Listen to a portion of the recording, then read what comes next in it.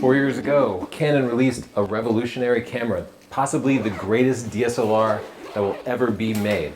It is the Canon 5D Mark IV. It quickly became the staple of portrait, wedding, photojournalists, landscape photographers. It was one camera that could do anything. I bought this one from KEH, our sponsor. It looks brand new, but it's actually used. And it came with a full warranty and a guarantee in case anything possibly goes wrong with it. Anytime you want to buy something, check KEH first and see if they have a copy for sale, because it saves you good money. This is 4 years old. There is a new version, but newer isn't always better. I'm going to be shooting with the new Canon R5. It's their flagship camera and it's a mirrorless. It went from the 30 megapixels you're used to with the Mark IV to 45 megapixels. It's got an EVF, which is always nice to have. The body is stabilized, which means all of your lenses are stabilized. It has an actual truly silent shutter, and you can get 20 frames per second in the electronic shutter mode. One of my favorite things is this. This is the 70-200. Look how small it is without the lens hood, of course. So I'm going to be bringing the Holy Trinity. I have the 70-200. I have the 15-35 on the R5 right now. And I'll also be bringing the 24-70. Oh yeah, and I'm going to bring an adapter to see how it works when I use my old Canon lenses on it too. Because you don't have to update all of your glass necessarily if you update. I want to see what that transition's like. Are people going to be able to fluidly switch to the mirrorless Canon system if they were shooting Canon DSLRs before? We'll see. I've got to rearrange my bag for this new setup.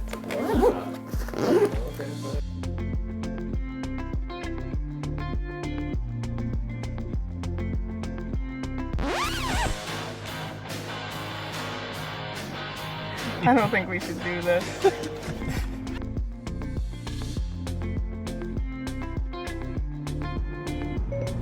Drive to Ender's Island. So we're kind of itching to travel here, but we can't. So we're just exploring our own state of Connecticut, and we're going to a place called Ender's Island right now. I think it was a convent. I don't really know, but there are a few little photogenic things there. We'll get some sample pictures and get a feel for the difference between these two cameras. And maybe we'll learn exactly what Ender's Island is. Yeah, so this comparison is a little bit different from our usual, because we're not really talking about which camera is better. It's more about figuring out what this upgrade would be like for a Canon user. Is it worth it? Which features do you get? What are the main differences? Yeah, I'm thinking about the professionals. Is it going to be worth the extra money to upgrade the body? And should you upgrade your lenses too, or just adapt your old lenses?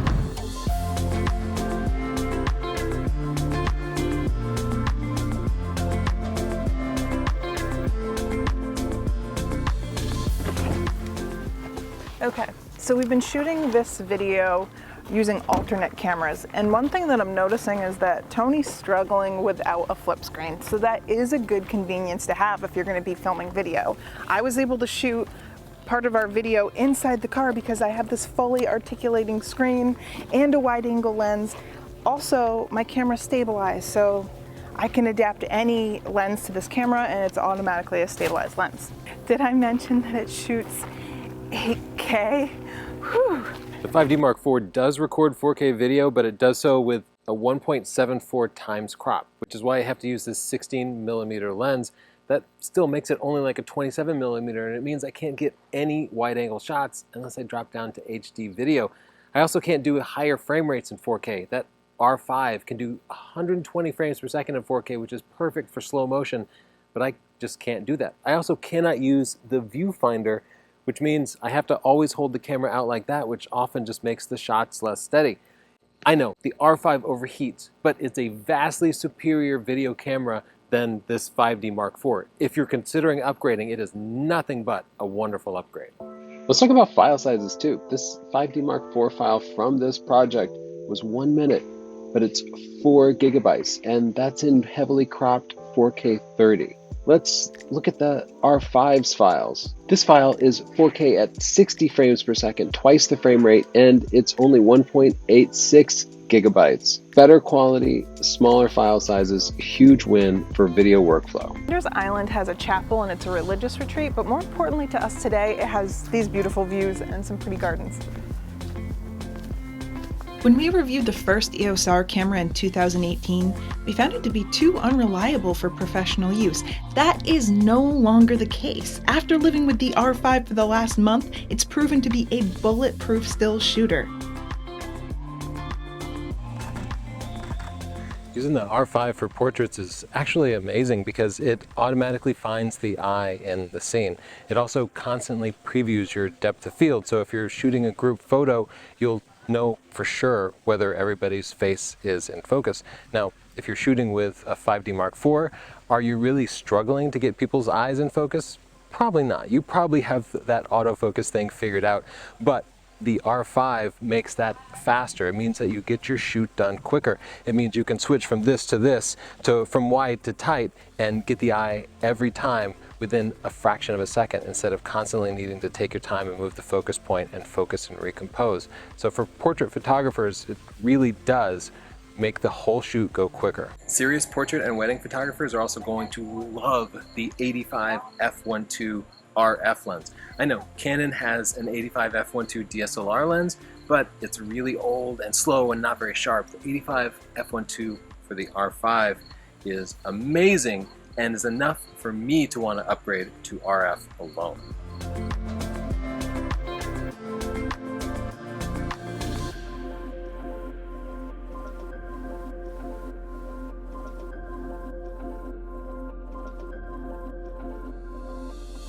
Thought it was going to be so much colder today. I don't know why. Tried that for my mask. Haha, maybe take the 5D Mark IV. Jealous. I switched over to shooting with the 5D Mark IV, and it's actually a very similar shooting experience to the R5. Of course, some things are different, like this little screen is an older version of the screen. The 5D Mark IV's top display looks like a 70s Casio watch, which you might think's pretty cool. The R5's top display is smaller, but easier to read in any light. The information shows changes based on your shooting mode. And you don't have an EVF, which saves you battery, but I miss it. I like the EVF. The shutter feels a little bit different too. It's a little bit more of a clunky feel. But nothing really noticeable, nothing that's going to pull you away from the shooting experience, and nothing that's going to make the transition difficult so far. Oh, I got sensor dust. That's a really cool thing about the R5. They let the shutter go over the sensor, so when you're changing your lenses, you don't get a bunch of dust on there. The shutter's a little bit delicate, but I still appreciate that, because what's worse than taking pictures and realizing you're going to have to clone out dust on every single picture? It's the mistake I keep making in my life. You're saying that because you usually shoot Sony, don't you? Yeah, that's true.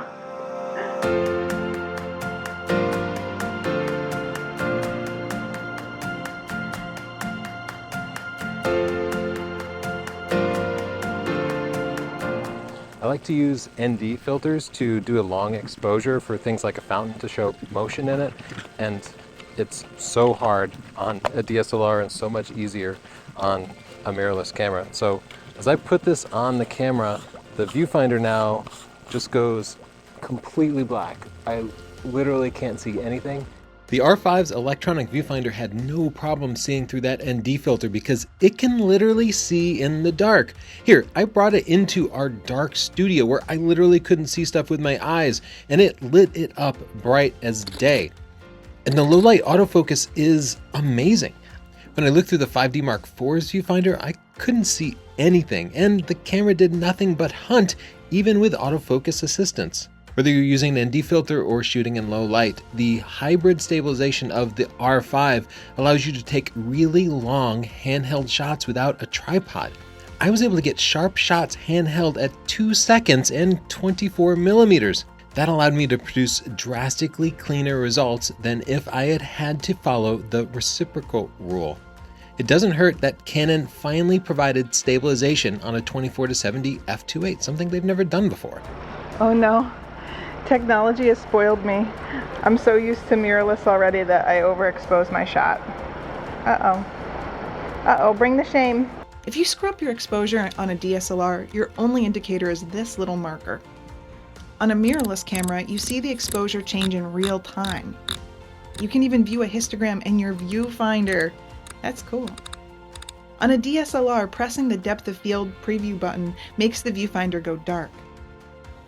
On a mirrorless camera, depth of field preview is totally seamless.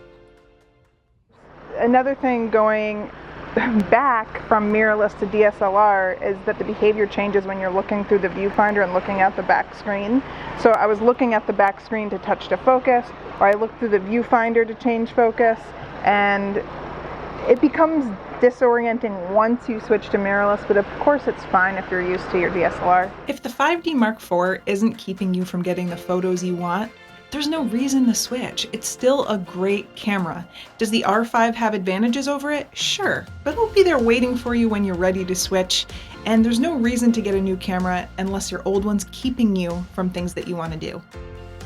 I'm having this experience where I'm missing features of mirrorless, especially the electronic viewfinder. It's like you're chimping in real time. I never had a problem with my DSLR. You certainly don't need those features, but I'm realizing that I've acclimated to them more than I thought and that I enjoy them more than I realized. The R5 does feel like a more modern camera and the features are updated, but the features on the Mark IV are actually not lacking, and it's more evident as I use it that you're not going to have a hard time getting the job done with this camera. It's a great camera, it works really well. It just doesn't have those nice to have features that make the workflow a little easier. This is a situation where a tilt screen is nice because I want to get very low to get the reflection, but I can't see it, so I'm just going to guess. And then, no, I was wrong. You could always lay on the I ground. don't want to lay on the ground, my shirt's nice.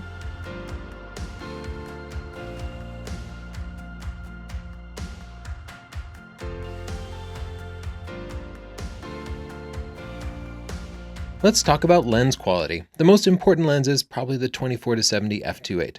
Zooming way in on these side-by-side shots, the R5 is a little crisper, whether it's from the improved lens quality or higher resolution sensor, but it's not by much. Let's talk about image quality. The R5 has 45 megapixels while the 5D Mark IV has only 30. Those 50% more megapixels really do show you a little more detail when shooting near the base ISO 100, but it might not be as much as you'd expect. If you're concerned about increasing storage requirements, the R5 seems to store raw data more efficiently because those raw files are about the same size as the 5D Mark IVs. For detailed information about the R5 image quality, including high ISO and dynamic range, side by side with the 5D Mark IV and other cameras, watch this video. In short, the Canon R5 is better in every way. There is one great equalizer, and that's price. We bought our 5D Mark IV from KEH for $1,880, but the R5 was $3,900, more than twice the price. Get a 5D Mark IV and you'll have $2,000 to spend on lenses from KEH, but the R5 might get the shot when the 5D Mark IV fails, and that can be worth far more than $2,000. If you decide you do want to go mirrorless, what's it gonna take? Well, you can use all your existing Canon EF lenses as long as you add the Canon RF to EF adapter. And we found the autofocus works better than the 5D Mark IV. You can also use the exact same batteries. Though the new Canon batteries do work a little better with the RF, you don't have to throw out your old ones.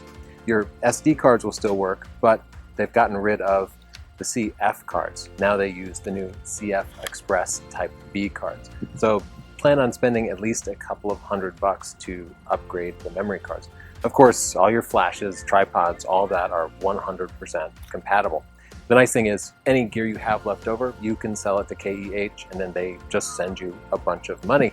And all that gear goes to a new home and you don't have to hassle with selling stuff on the internet. So check out the link to KEH here and use the coupon code TNC20 to save yourself 5%. Now, I said you could use all your old lenses, but we have found that the new Canon RF lenses outperform the Canon EF lenses in every way. So after you upgrade your body, you can gradually upgrade your lenses to benefit from these new powerful, super sharp RF lenses, but you don't have to do it all on day one. Just send them to KEH and upgrade when you're ready. So, should you upgrade from the 5D Mark IV to the R5?